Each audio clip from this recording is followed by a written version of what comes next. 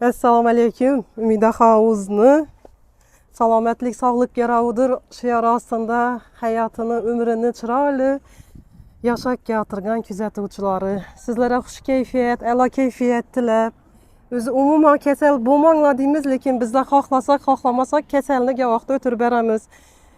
Ba'zi vaqtda yashirin kasallarimizni bilmaygish murojaat etamiz. Umuman sizlarni kasal bo'lmasliklaringiz uchun va sizlarni sog'liklaringiz bizlara muhim bo'lgani uchun men bugun Surjumet ona va bola klinikasiga keldim.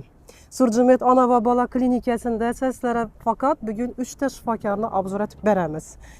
Bu Surjumet ona va bola klinikasidan chetib kelaman deydigan bo'lsangizlar, Urganch shahrimizda yagona avtovokzal bor hamda vokzal bor.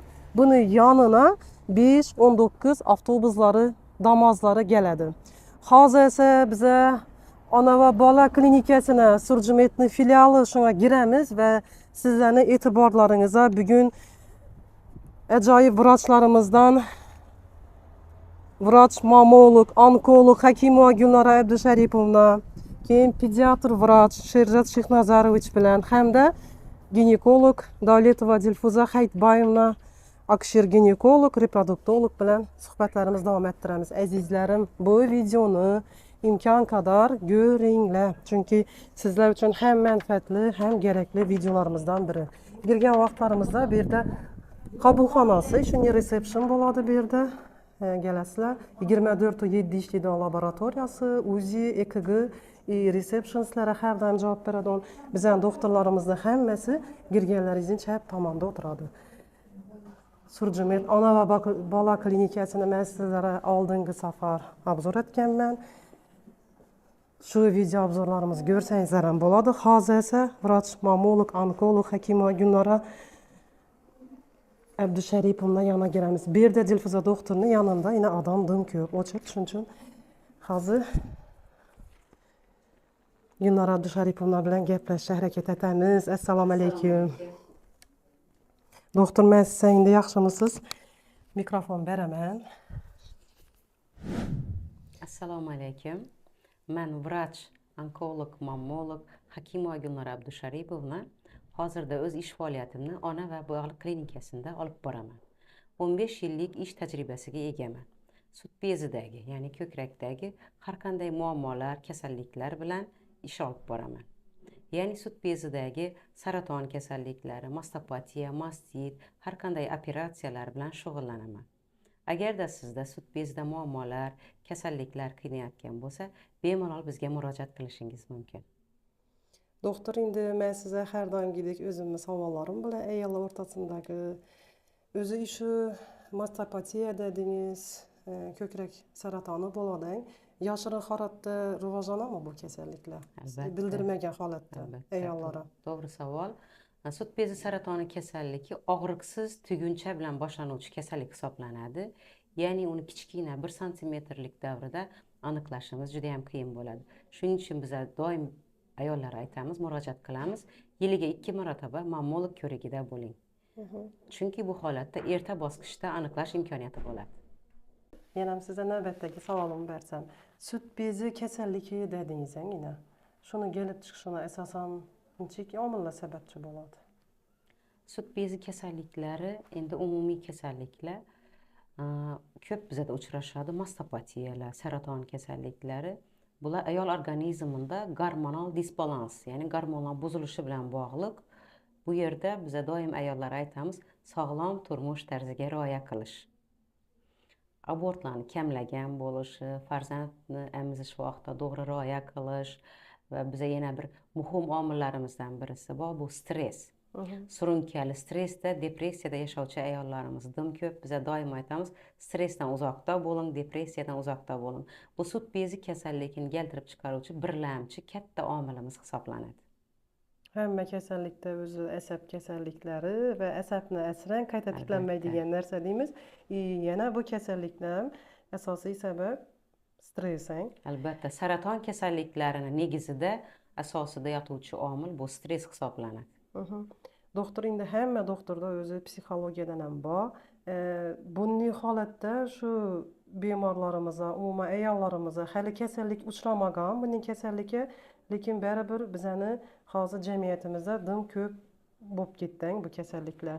Umuman chetishni tavsiya berasiz ular. 6 oydan bir konsultatsiyaga kelishni aytdingiz. Undan tashqari. Undan tashqari men doim aytaman, sog'lom turmush tarzi. Sog'lom turmush tarzi, ya'ni to'g'ri turmush tarzida ko'p narsa yotadi. Lekin ayollarimiz biza aytamiz, vaqt yo'qligidan noliydi. Endi vaqt topadigan vaziyatlarni o'zi keltirib chiqaradi. Baribir o'z vaqtida sport bilan shug'ullanish, apatiyadan, harakatsizlikdan qutulish, yana to'g'ri ovqatlanish, kalsiyga boy bo'lgan, oksilga boy bo'lgan, vitaminlarga boy bo'lgan oziq-ovqatlarni iste'mol qilish. Bizlarda O'zbekiston sharoitida o'zingizga ma'lum, xalqimizga ma'lum, to'y marosimlarimiz juda ham ko'p va bu o'z navbatida ovqatlanish tempini buzishga katta omil bo'lib hisoblanadi. E'tibor berish kerak shu ratsionga. Albatta, ratsionga katta e'tibor qaratish kerak. To'g'ri ovqatlanish, aytganingizdek, farzandlarni boqib turgan vaqtimdan ham bo'laveradi shunda bu kasalliklar, to'g'rimi? Albatta. To'g'ri emizish haqida biz juda ham ko'p intervyular qilganmiz, yana buni aytishdan charchamaymiz. Ayollarimiz hozirda o'ziga qulay bo'lgan vaziyatda bolalarni emizishni boshlashgan, ya'ni bir ko'krak bilan emizish. Bu katta xato hisoblanadi. Emizilmagan tomonda katta patologiyalar yuzaga kelishi mumkin. Doim aytamiz, bolani emizish jarayonida ikkala sut bezini baravar emizish shart. Shuni to'g'ri aytdingiz, yaxshi aytdingiz, doktor. Men endi sizga shu savol bilan ham to'xtayman. O'zi sut bola emizish vaqtida endi ko'p ona bo'lgandan keyin kuzatilgan bir ko'krakka sutni yaxshi kelishi, ikkinchisini yaxshi kelmasligi. Shunday holatda ishatsin yaxshi onalar. Yosh onalar hozir. Shunday holatdan ishatib qarasangiz, siz aytib tursiz, bir ko'krakda emizadi, birsida emizmay qo'yadi. Orqasini sut kelmaydirsa ishatibamizsiz uni axir. Ya o'zi spetsional shu orqasida emizib borami? Bu kasallik uchragan vaqtida. Bu prosesni, birlamchi prosesni ayol tug'ruqxonada buzib qo'yadi. Tug'ruqxonada o'ziga qulay bo'lgan vaziyatda o'tirib, qulay bo'lgan holatda yotib bolani emizishni boshlaydi va bu 5-10 kundan keyin shu holatga tuzilib ketadi. Lekin aslida sut anatomik jihatdan, fiziologik jihatdan ikkala sut beziga baravar keladi. Demak, bu narsani o'zi onani o'zi xato qilib qo'yadi. Lekin to'g'rilab bo'ladimi shuni keyin? Albatta to'g'rilab bo'ladi. Undan ham uchrashi kerakmi? Albatta, bir tomonlama sut bezini emizgan ayollarimiz 100% mammolog ko'rigidan o'tishi shart. Agar bizlarni hozir aynan kuzatib turgan bo'lsangizlar va sizlarning yosh kelinlaringiz, qizaloqlaringiz shunday muammo uchrab turgan bo'lsa, vaqtida uchrash kerak doktor bilan, to'g'rimi? Katta narsani oldini olgan yaxshiroq, to'g'rimi? Albatta, maksimal harakat qilib ko'rikdan o'tish shart. Yine hozir aytdingiz, shu emizish davrida dedingiz, farzandini emizib turibdi, lekin shu kasallik ham boshlandi. Bunday vaqtida farzandni to'xtatolmay emizishdan nech bo'ladi? Albatta, agarda ko'krakda tugun bo'lsa, onkologik proses boshlangan bo'lsa, birdaniga sirazu nazorat ostida bolani sutda emizishdan to'xtatiladi. Bunday holatda insonda, ayolda harorat ko'tarilishi, ko'ngil aynishi, shunday jarayonlar nechik bo'ladi bildirami yo bildirmaymi? Afsuski savolingiz to'g'ri. Bunday holatda bizada og'riqsiz tugun keladi, xolos. Sut beziga og'riqsiz tugun va qo'ltiq ostiga og'riqsiz limfa tugunlar kattalashish yuzaga keladi. U harorat ko'tarilishi, og'riqlarning bo'lishi u 3-4 bosqichlarda uchraydi. Biza maksimal darajada qayta aytamiz, 1-2 bosqichda bemorni aniqlab olishimiz shart. Shunda uni umrini uzaytirishga katta yordam bera olamiz. Bu uchun maxsus apparatlar bor. Maxsus apparatlarimiz bor. Shulardan o'tadi. Albatta, 10 dan ziyod tekshiruv metodlariga egamiz. Doktor, siz yaningizga shunday konsultatsiyaga kelishlarimiz uchun nechik vaqtlari yaningizga kelsak bo'ladi shunda? Siz faqat ona va bola klinikasindami yo yana boshqa yerda faoliyat yuritasizmi? Men hozirda faqat ona va bola klinikasida konsultatsiya qilaman. Bemalol ona va bola klinikasining profillarida telefon raqamlar ko'rsatilgan. Bemalol telefon qilib, murojaat qilib, yozilib navbatda kelish mumkin. Rahmat doktor, qimmatli, zo'r maslahatlaringiz uchun va o'ylaymanki, bugun hamma uchun kerakli bo'lgan ma'lumotlarni berdik hamda hammangizga o'z vaqtida shifokor nazoratidan o'tinglar deb qolaman. Katta rahmat, sizga xayrli ishlaringizga omad tilayman. Rahmat doktor.